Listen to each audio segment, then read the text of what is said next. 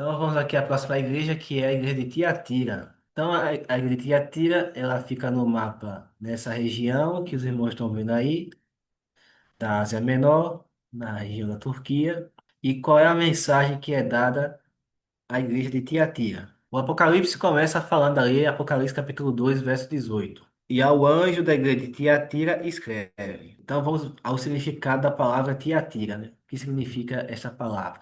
A palavra Tiatira, diz o Gay Smith, em considerações sobre o Daniel Apocalipse, na página 239, que significa perfume suave de labor ou sacrifício de contrição. Este nome descreve bem o estado da Igreja de Jesus Cristo durante o longo período de triunfo e perseguição papal.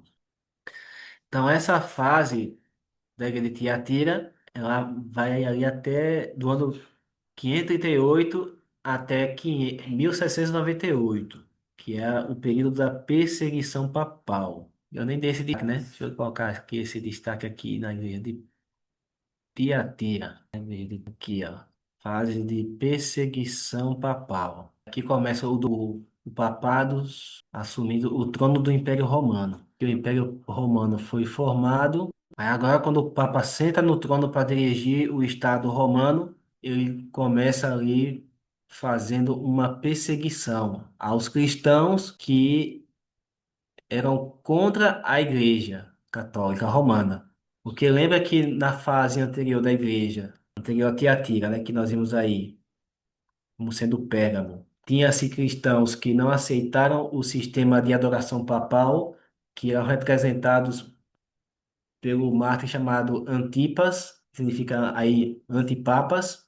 Então, essa classe que é contra os papas, agora quando o papado assume o trono do Império Romano, eles passam a ser perseguidos e mortos. Porque primeiro ali estava se formando a religião romana papal, né? Depois que a Igreja Católica ela se estabelece, e aí o líder da Igreja Católica começa a liderar o Estado romano, agora ele tem poder civil para punir aqueles que se opunham à religião católica romana. Então é só quando o líder religioso da Igreja Católica assume o poder, recebendo autoridade civil, que agora ele vai perseguir e matar os cristãos. Então essa, aí aqui nesse momento é que acontece o cumprimento dessa união de igreja e Estado. E quando isso acontece, na história, vem perseguição. Aconteceu no passado com os judeus, a igreja judaica se unindo ao Estado romano, e aí houve a perseguição dos cristãos. Aqui, a Igreja Católica Romana, recebendo a autoridade do poder civil, agora sendo igreja e Estado, também persegue o povo de Deus. Então, esses antipapas, representados na fase anterior de Pérgamo, eles são aqui perseguidos pela Igreja Católica Romana. E aí, como eles são mortos, né, se tornam mártires aí pela palavra de Deus, a palavra Tiatira é para se referir a eles, né? Aí vem de sacrifício, né? O perfume suave de labor. Então, a palavra aqui que define Tiatira é sacrifício desses cristãos contra o ensino da falsa igreja romana da época e seguindo o verdadeiro evangelho de Cristo, dando as suas vidas em favor do evangelho. Então, por isso que eu coloquei ali no título da quarta igreja de Tiatira, com o significado de sacrifício. E coloquei ali uma descrição de que dessa fase surge a igreja da reforma. Então, é nessa fase aqui da supremacia papal, né? A liderança papal tendo o domínio sobre o Império Romano civil nesse momento, que vai surgir ali aqueles que são os antipapas, além dos cristãos, os cristãos que a história vai nomeá-los como reformadores. E aí vem essa história da reforma que acontece nessa fase também.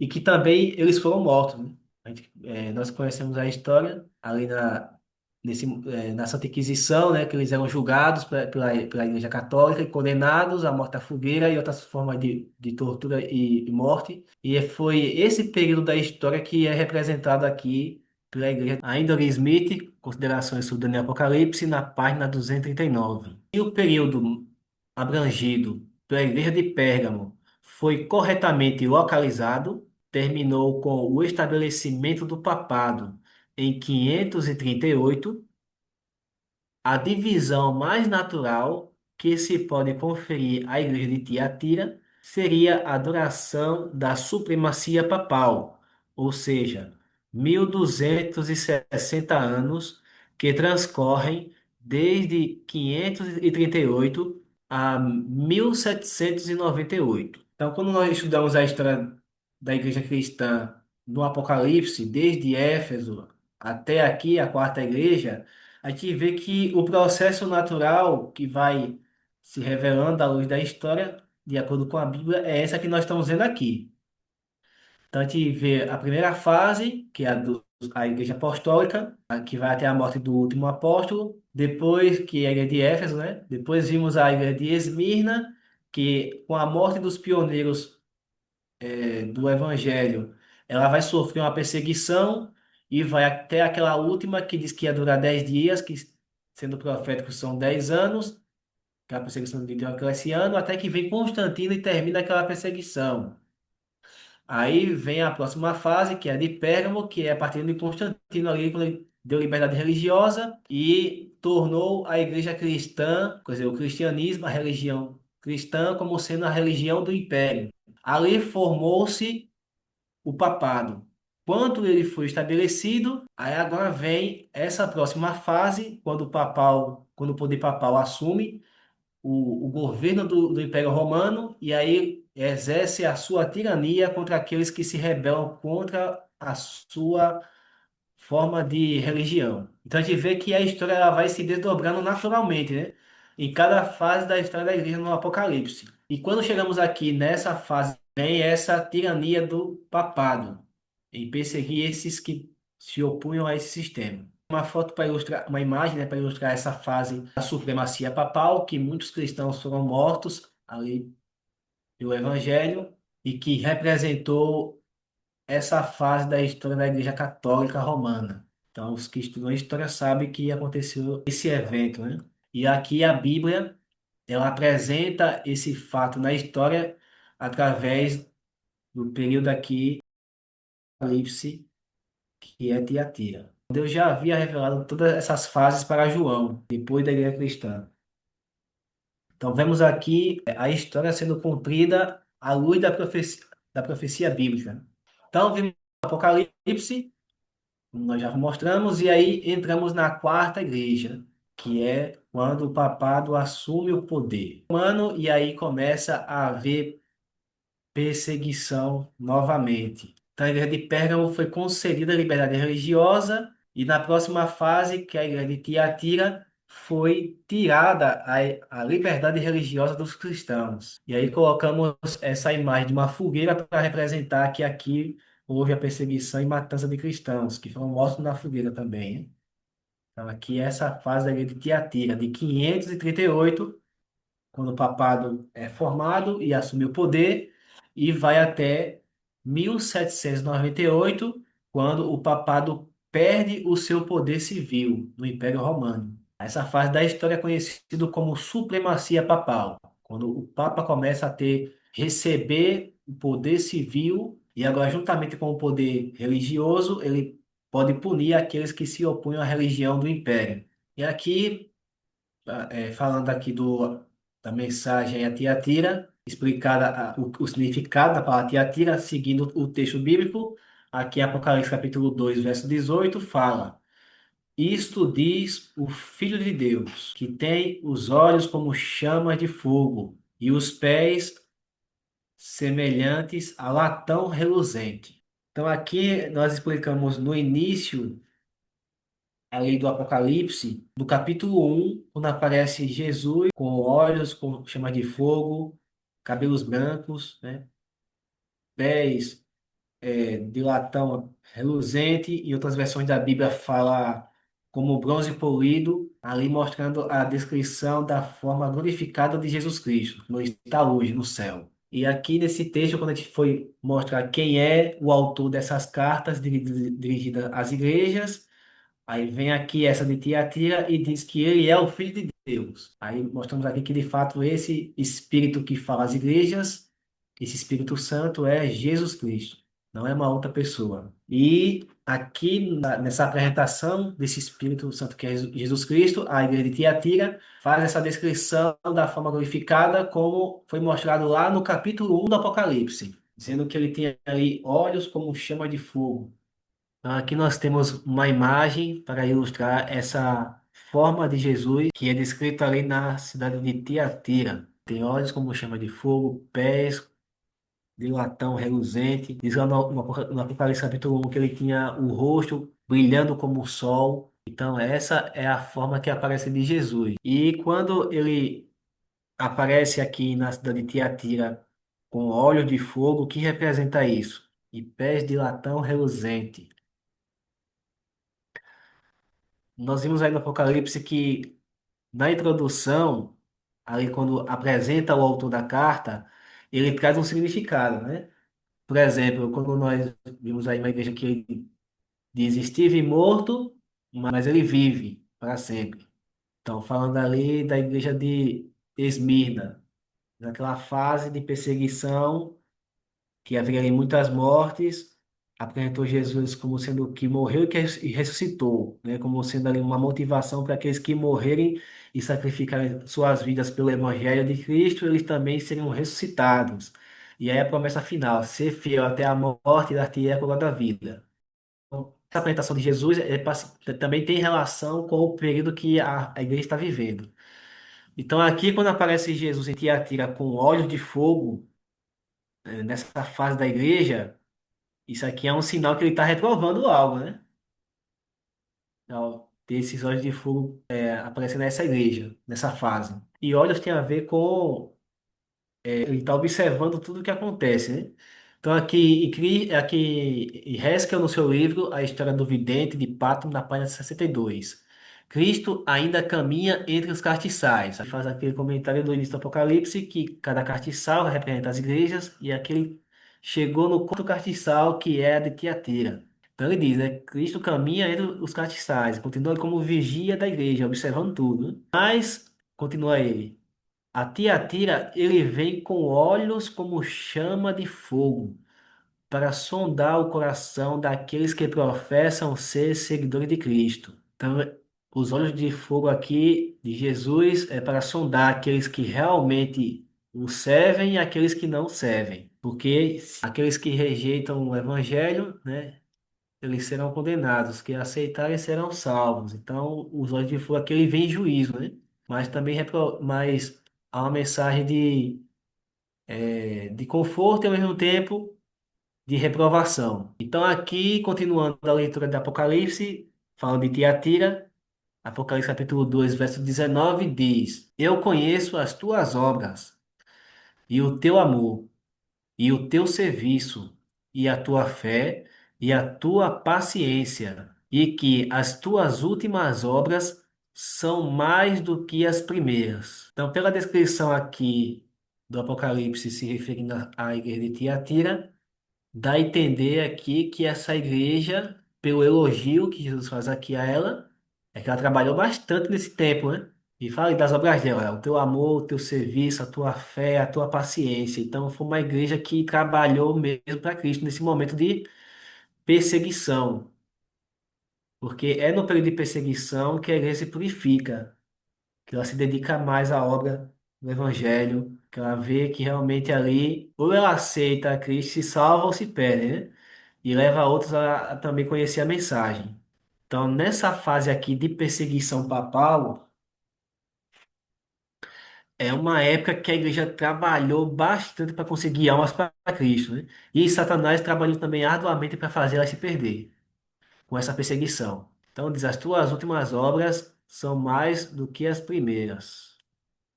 Falando das obras dessa igreja nesse tempo. Aqui, Haskell, o seu livro, na página 62. A estes, ele diz: Conheço as tuas obras, e a tua caridade, e o teu serviço, e a tua fé, e a tua paciência, e as tuas obras. Então, ele faz essa citação do Apocalipse de Tiatira, e aí diz: Este não foi um período de inatividade. Suas obras são mencionadas 3 vezes na mesma lista. Aqueles que estabeleceram uma religião de Estado, substituindo o paganismo pelo papado, foram trabalhadores muito diligentes.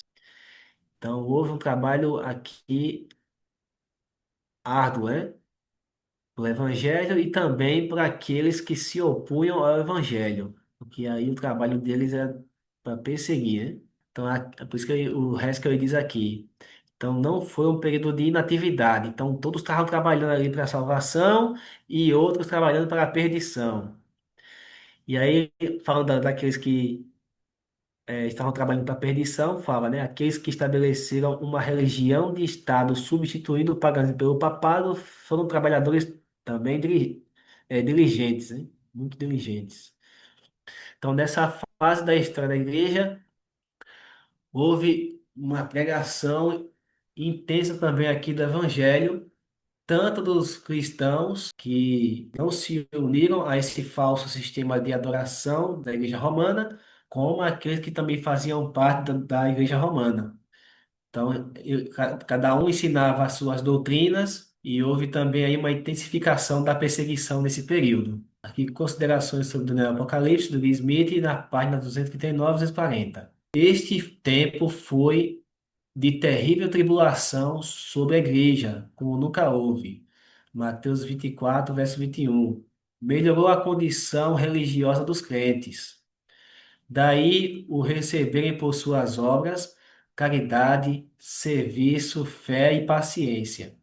O elogio daqueles cujos olhos são como chamas de fogo. As obras são de novo mencionadas como dignas de duplo elogio, visto que as últimas são melhores do que as primeiras. Este progresso, nessas condições, foi elogiada pelo Senhor. Esta igreja é a única elogiada pelo pelo progresso em suas coisas espirituais. Aqui aconteceu a tribulação da igreja com a perseguição papal.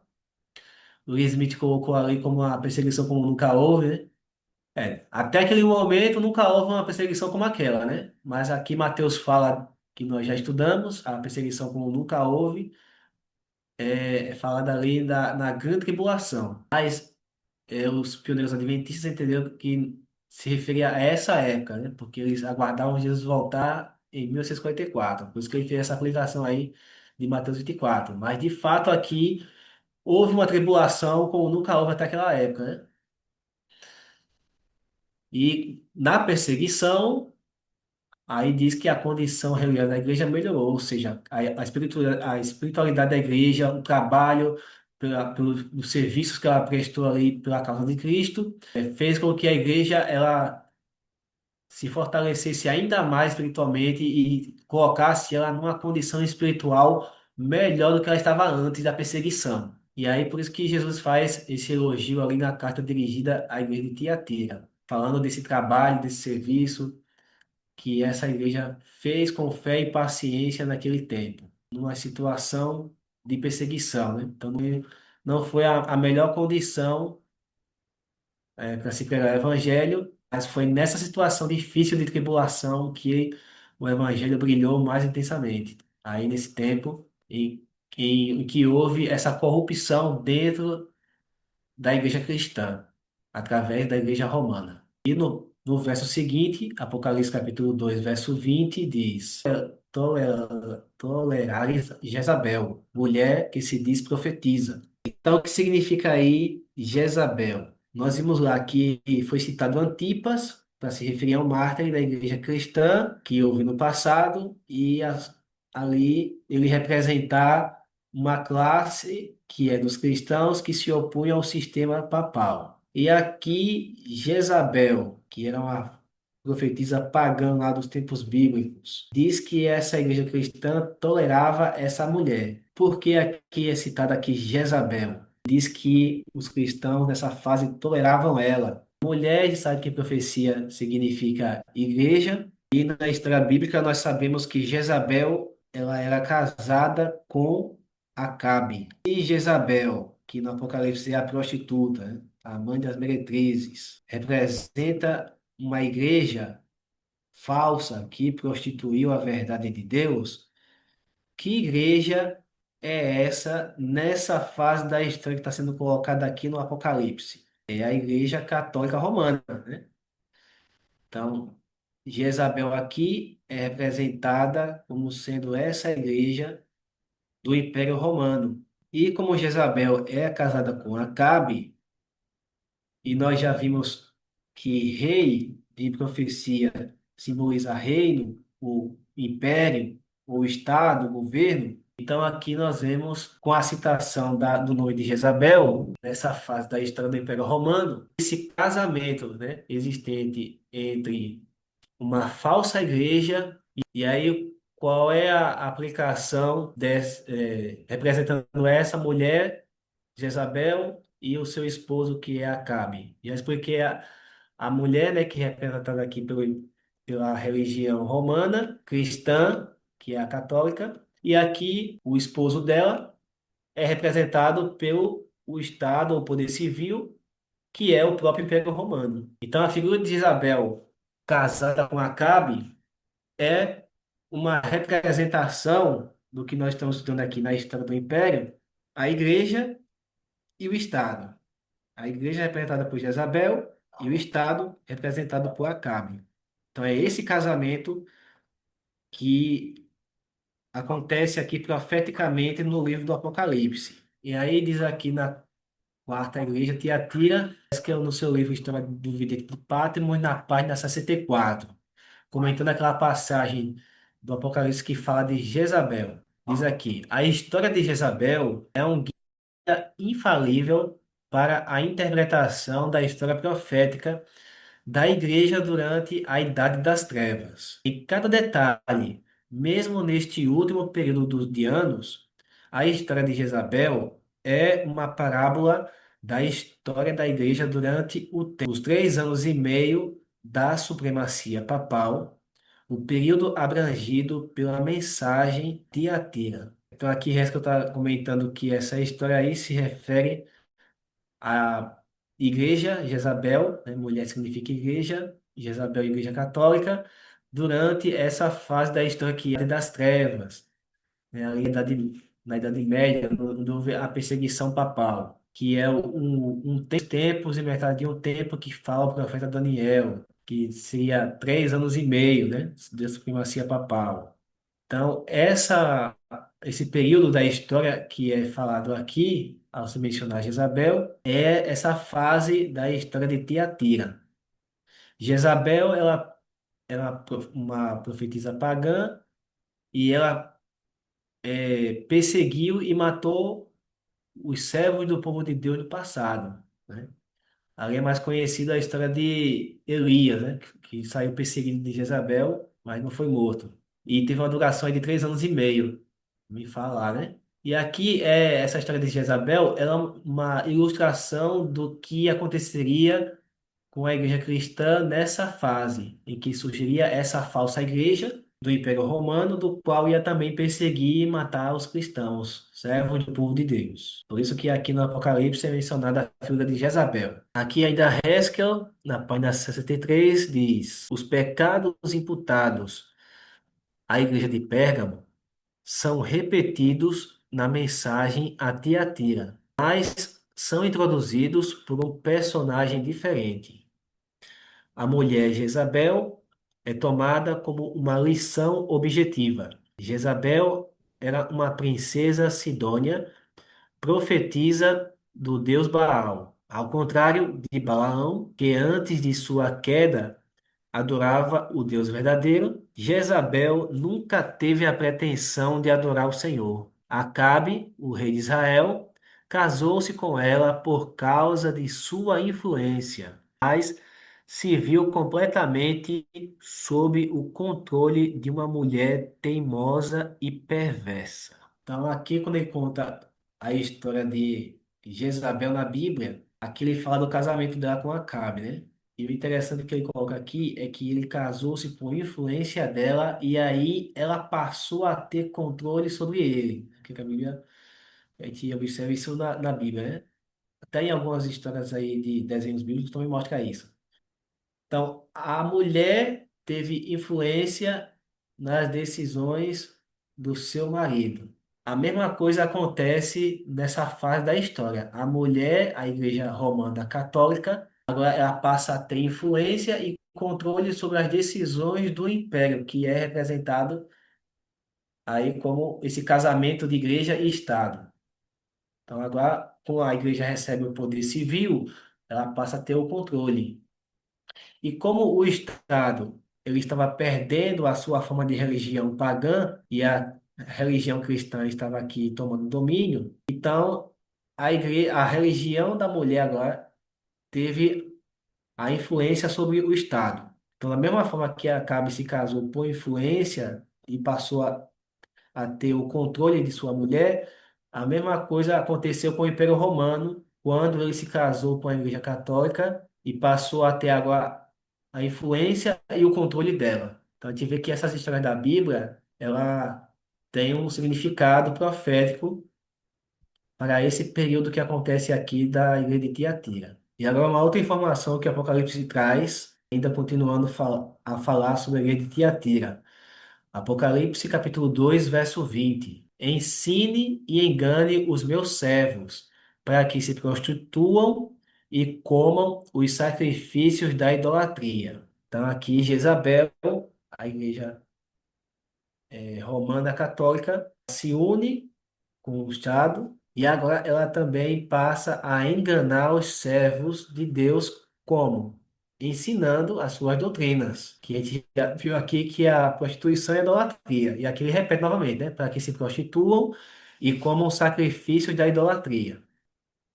A Igreja Católica, agora nessa fase do Império Romano, tendo o domínio sobre os seus habitantes ali nesse lugar, ela vai impor os seus dogmas, porque aqueles que se recusam a aceitar a sua religião, aí que nessa fase são perseguidos, né? Então aqui há uma imposição das doutrinas católicas para aqueles que se recusem a obedecer esses ensinos da igreja a serem perseguidos. Então aqui o Smith ele vai comentar essa questão do ensinamento de Jezabel, né? Aí para enganar os seus servos, assim como a Igreja Católica Romana, ela ensinava para enganar os servos de Deus daquele tempo.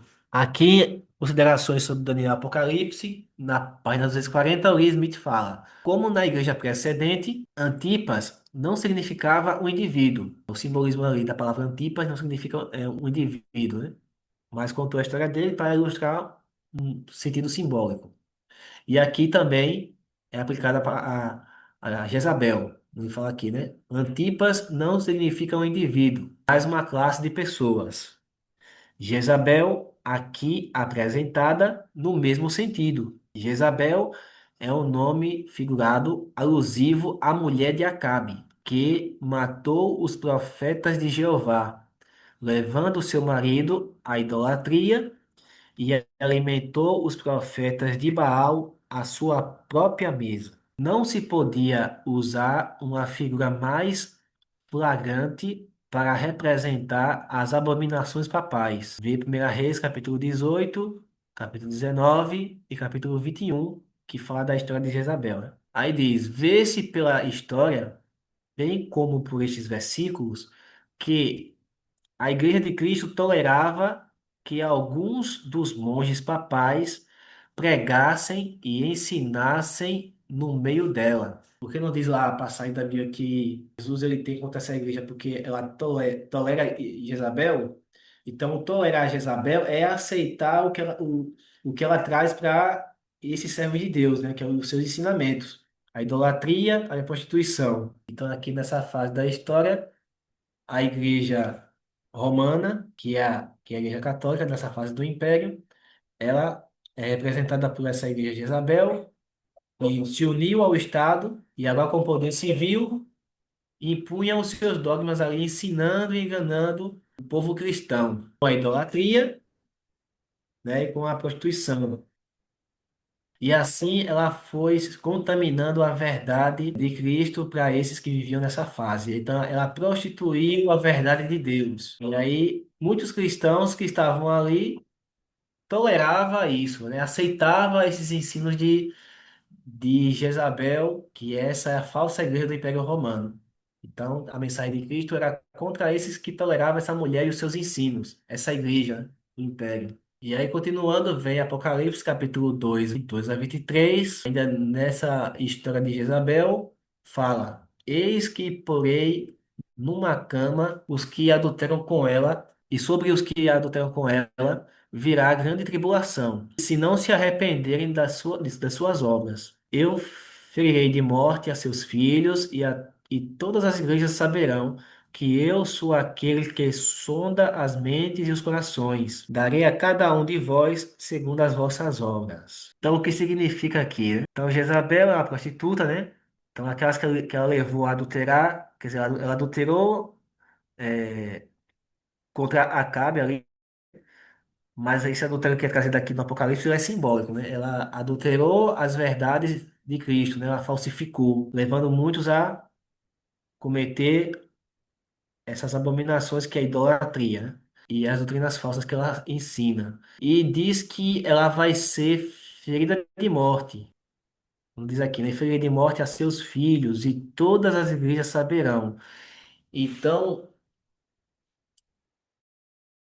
Isabel, nós vemos que ela foi ferida de morte, né? Então aqui também fala-se de que ela sofreria uma ferida de morte, até os filhos dela, e todas as igrejas saberão.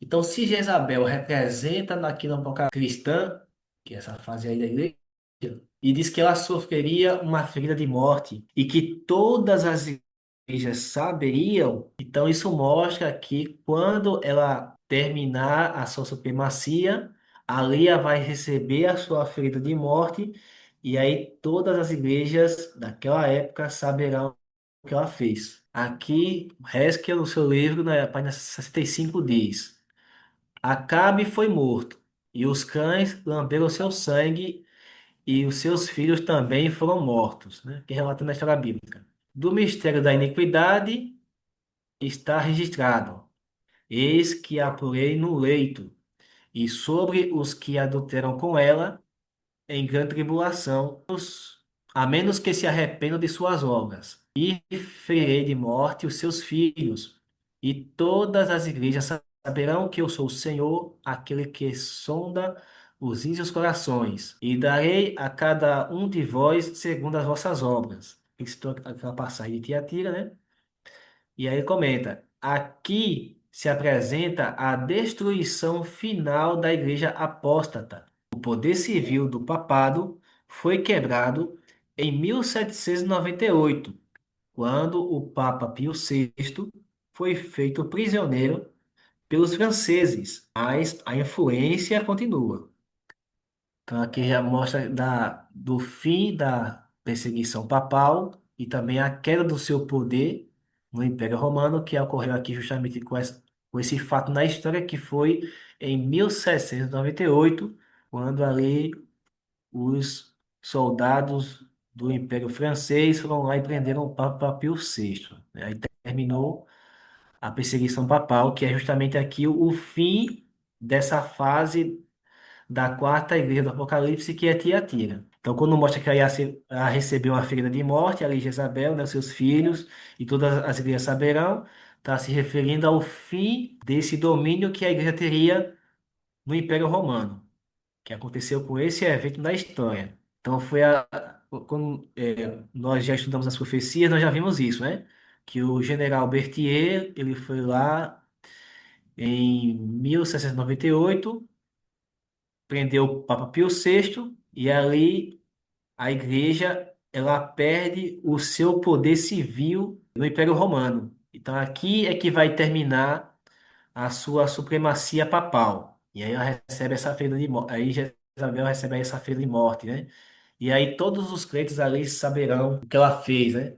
Então, de todas essas maldades que ela cumpriu ali, e perseguindo e matando cristãos, provou-se aí mais ainda que essa é a igreja da profecia, que é representada por Jezabel, a prostituta, que é falado no Apocalipse. E aqui vem uma mensagem de arrependimento, né? Apocalipse capítulo 2 verso 21. E dele tempo para que se arrependesse da sua prostituição mas não se arrependeu. Então, a Igreja Romana Católica, Deus deu tempo para que ela parasse, se arrependesse desses malfeitos, né? Mas ela não se arrependeu. Então, isso aí também acontece na história de Jezabel. Esquel, aqui no seu livro, na página 65, diz: Jezabel teve a oportunidade de se arrepender, assim como Acabe, seu marido, pois havia muitos profetas em Israel e a verdade de Deus era ensinada. Mas a família real estava tão sob o controle da mãe que não havia salvação para eles. Então Deus disse de Tiatira, ou a igreja da Idade das Trevas, dele tempo para se arrependerem de sua fornicação, né, ou prostituição. E se e ela não se arrependeu. Mas assim como houve um dia de retribuição para Jezabel, assim haverá para o poder opressor do papado. Jezabel foi jogada de uma janela e despedaçada, e cães comeram o seu corpo, que Jezabel foi morta. Então, assim também aconteceria profeticamente com a Jezabel espiritual, que é a Igreja Católica Romana. A religião do Império Romano também chegaria ao seu fim. Apocalipse capítulo 2 verso 24. Então diz aqui, Mateus, Apocalipse capítulo 2 verso 24. Mas eu vos digo a vós e aos restantes que estão, a todos quantos não têm esta doutrina e não conheceram. Quem é esses restantes que não conheceram essa doutrina de Jezabel nessa fase de Tiatira? É como aí os restantes, né? Aí tá se referindo a um remanescente que surgiu aí da época da Idade Média, né? Da supremacia papal. Quem são esses remanescentes? Aqui, Haskell, a história do vidente de Patmos, na página 67, diz: a justificação pela fé foi a doutrina que quebrou o poder do papado. Cristo e ele crucificado, uma verdade há tanto tempo esquecida ou substituída pela fé na cabeça da igreja. Foi dada ao povo do mundo no século 17, né? Não, 16, século 16. Que foi o tempo da reforma, né? 1500, 1517, né? Ali. Aí, continuando, muitas outras verdades, há muitos ocultas pelas trevas ou sepultadas sob as tradições da igreja, foram trazidas à tona nos primeiros dias da reforma.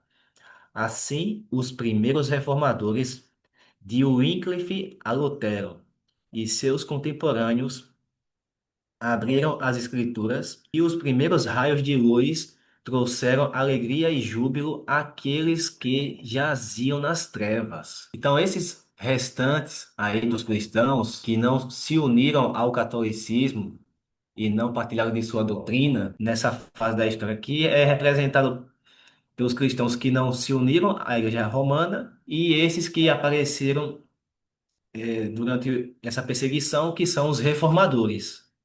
Então foram eles que fizeram com que a luz da palavra de Deus brilhasse sobre o povo, porque na época, nesse tempo de que a igreja romana, ela proibiu o povo de ter acesso às escrituras. Apenas os padres, os líderes da igreja é que podiam interpretar a Bíblia e ela podia ler para o povo, né? Então eles usavam até a língua do latim, para que o povo não tivesse esse conhecimento da Bíblia e só eles pudessem ler. E ver os reformadores querendo mudar essa realidade de dar acesso às escrituras ao povo. E aí eles pegaram os textos bíblicos e fizeram a tradução na língua de cada nação de onde eles viviam, né? Lutero, por exemplo, é alemão, ele fez a tradução da Bíblia em alemão. Wycliffe, ele fez a tradução da Bíblia em inglês. Então, a língua do povo, né, para que o povo pudesse ter acesso às escrituras e pudesse ler, não apenas os padres, os bispos, né, os papas e toda aquela liderança católica romana. Então, esses aí são os que mais se destacam na história do cristianismo nessa fase, como esses que não se contaminaram aí com as doutrinas de Jezabel. E mostra aí que essa justificação pela fé que eles trouxeram fez com que o ensinamento do catolicismo caísse por terra, porque na época a Igreja Católica ela usava muito o ensino da Santa Indulgência, né? Porque pudesse se pagar para ter acesso ao céu, comprar terrenos para a igreja, e a igreja cada vez mais ia e se enriquecendo com esse tipo de ensinamento que ela trazia ao povo. E aí veio os reformadores protestantes aí, protestando contra a Igreja Católica, mostrando que esse ensino não tinha fundamento bíblico, que a salvação é pela graça, mediante a fé, que a salvação é de graça, não pode ser comprada. E aí quebrou todo esse sistema papal e aí cada vez mais corrompia e enriquecia a Igreja Romana de maneira ilícita. Então, esses restantes aí é representado por esses que protestavam contra a Igreja Romana Católica. Então, quando a gente estuda a história da Igreja, a gente vê que esses homens que eram padres, eram bispos, né, faziam parte aí da Igreja Católica, eles aceitaram a mensagem católica, talvez por tradição, mas com o passar do tempo, eles perceberam que esses ensinos da Igreja Católica Romana não tinha nada a ver com as Escrituras. Então, quando eles começaram a estudar a Bíblia e começou a se aprofundar nela e comparar com as doutrinas da Igreja, perceberam que houve essa contradição. E aí veio esse movimento protestante, né, de protestar contra os ensinos do catolicismo. E aí surge o movimento desses reformadores que fizeram uma revolução na mensagem do Evangelho nessa fase onde a luz da verdade era totalmente apagada, né? E aí vem Deus usa esses homens para trazer a luz ao povo e a mensagem ser espalhada que foi ocultada durante tantos anos. E aí continuando, Apocalipse capítulo 2 verso 24 diz: Como dizem as profundezas de Satanás, que outra carga vos não porei. Então, o povo de Deus aí estava sofrendo uma terrível perseguição e haveria um alívio, né, dessa perseguição, que realmente vai ali acontecer no fim do governo papal. Que, ó, considerações sobre Daniel Apocalipse, Lee Smith diz na página 241. Cremos que é aqui prometido à igreja alívio da carga, a saber que durante tanto tempo suportou o peso da opressão papal. Não pode aplicar-se à recepção de novas verdades, porque a verdade não é uma carga para nenhum ser responsável. Mas os dias de tribulação que haviam de vir sobre a igreja seriam abreviados por causa dos escolhidos, Mateus capítulo 24, verso 22. Serão ajudados, diz o profeta, com um pequeno socorro. Daniel capítulo 11, verso 34. E a terra ajudou a mulher, diz João. Apocalipse capítulo 12 verso 16. Então, essa carga que aconteceu aí da opressão papal não seria colocada mais, porque aí haveria a queda do papado, né? Então, essa parte aí do Apocalipse é se referindo a essa tribulação que a igreja estava vivendo. E para que aconteça esse alívio da perseguição papal de maneira definitiva, ela só vai se cumprir totalmente na volta de Jesus, né? Quando a supremacia papal retornar, como nós já estudamos, e aí o trono papal será quebrado, será destruído, e assim vai se cumprir plenamente essa profecia de que não haverá mais carga de opressão contra o povo de Deus. No passado, aconteceu ali com a queda do papado em 1798, mas como ele vai retornar, então o cumprimento completo dessa profecia acontece na volta de Jesus, quando de fato termina para sempre a perseguição do poder papal sobre o povo de Deus. Em Apocalipse capítulo 2, verso 25, fala: Mas o que tendes, retende-o até que eu venha. A gente vê que essas mensagens dirigidas às igrejas é sempre ali, daqui apontando para a volta de Jesus, né? Então, então aqui o conselho é que o que tendes, retende-o até que venha, né? Então, permaneçam firmes até que eu venha e deu galardão a cada um segundo as suas obras, né? Jesus, ele faz essa advertência aí para a igreja. Aqui o Smith, considerações sobre Daniel Apocalipse, na página 241, diz: Estas palavras do Filho de Deus apresentam-nos uma vinda incondicional. As igrejas de Éfeso e Pérgamo eram ameaçadas com esta vinda sob condições. Arrepende-te, pois, quando não, em breve virei a ti. Esta vinda implicava, mas aqui se apresenta a vinda de caráter diferente. Não é uma ameaça de castigo, não depende de condição. É proposta ao crente como uma esperança e não se pode referir a outro acontecimento senão a futura segunda vinda do Senhor, em que cessarão as provações do cristão. Então, em seus esforços na carreira da vida e sua luta pela coroa de justiça serão recompensados com sucesso eterno. Tá? Aqui já começa a mostrar sinais aqui da segunda vinda de Jesus, né? No Apocalipse, falando aqui da igreja de Tiatira. Então a gente vê que esse cumprimento não acontece durante o.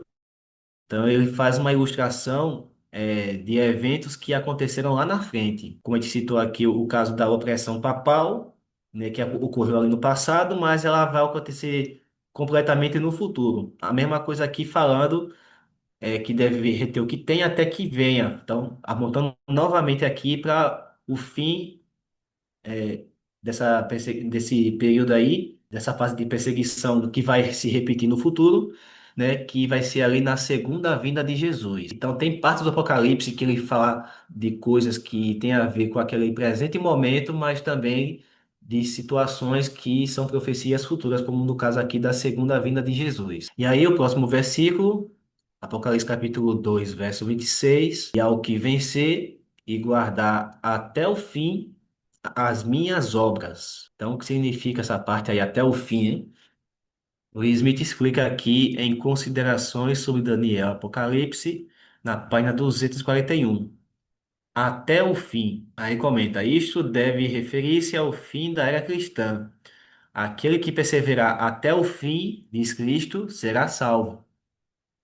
Mateus capítulo 24, versículo 13. Não temos aqui uma promessa igual para aqueles que guardam as obras de Cristo, fazem o que ele ordenou e têm a fé de Jesus? Apocalipse capítulo 14, verso 12. Então, essa mensagem aí de ser fiel até o fim, então até o fim, apontando aí para o dia da volta de Jesus, né? Ou a pessoa sendo fiel até a morte, né? Que aí terminou ali a sua vida e a partir dali ele só vai aguardar Jesus vir para ressuscitar, né? Mas aí o fim aí é mais ligado à volta de Jesus, aqueles que foram fiéis praticando as suas obras. E aí continua o verso 26 e o verso 27 do capítulo de Apocalipse. Eu lhe darei poder sobre as nações, e com vara de ferro as regerá, e serão quebradas como vasos de oleiro, como também recebi de meu Pai. Então será dada poder e autoridade às nações, aqueles que fazem parte do povo de Deus, né? E aqui o Smith também comenta, Daniel, considerações sobre Daniel Apocalipse, na página 1 e 242. Ele diz: neste mundo dominam os ímpios, e os servos de Cristo não são estimados. Esta promessa é esclarecida pelos seguintes fatos e afirmações bíblicas. As nações hão de ser entregues pelo meu Pai nas mãos de Cristo, pelo Pai nas mãos de Cristo, para serem esmagalhadas como uma vara de ferro e despedaçadas como um vaso de oleiro. Salmo capítulo 2, verso 8 e 9. Os santos associar-se-ão com Cristo quando ele assim iniciar sua obra de poder e juízo. Apocalipse capítulo 3, verso 21. Hão de reinar com ele nessas funções por 1000 anos. Apocalipse capítulo 20, verso 4. Durante este período é determinado o grau do castigo dos ímpios e dos anjos maus. 1 Coríntios capítulo 6, versos 2 e 3. No fim dos 1000 anos, com Cristo na execução da sentença escrita. Salmos capítulo 49. Então, esse poder e autoridade deste mundo está no príncipe deste mundo, que é Satanás e os seus súditos. Quando o reino for passado para aquele que é o titular, que é Jesus Cristo, aí ele vai também passar esse poder e autoridade aos seus súditos, né? E assim eles vão poder receber esse poder que o Apocalipse fala que as nações receberam, que foi entregue pelo Pai. É o próximo versículo, Apocalipse capítulo 2, verso 28. Dar-lhe-ei a estrela da manhã. Quem tem ouvidos, ouça o que o Espírito diz às igrejas.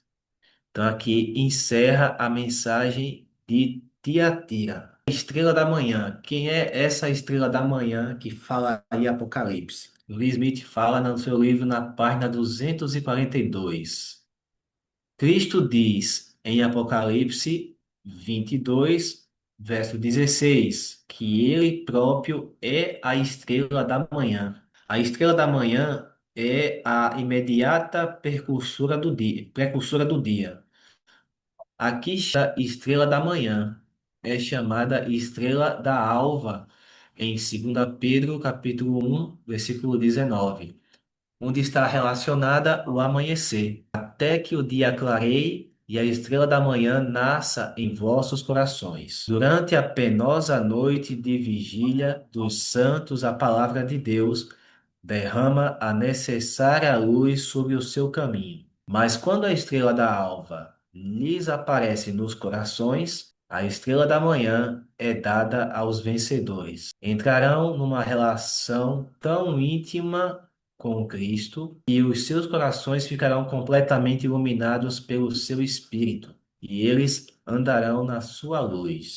Então aqui o Apocalipse já revela, né, que Cristo é a estrela da manhã. Então ele é a estrela que vai raiar a sua vinda nessa escuridão de trevas que a Igreja Romana trouxe para o mundo. E ele diz também que ele é a luz do mundo.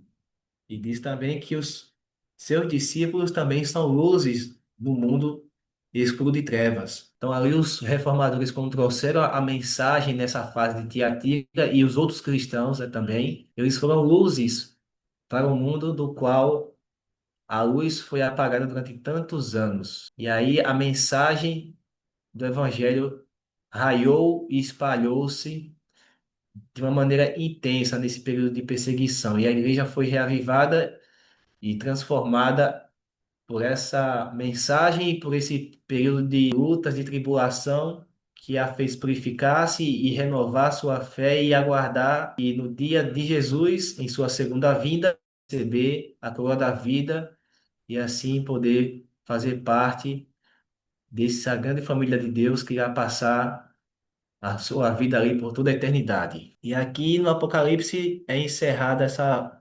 mensagem da igreja de Tiatira.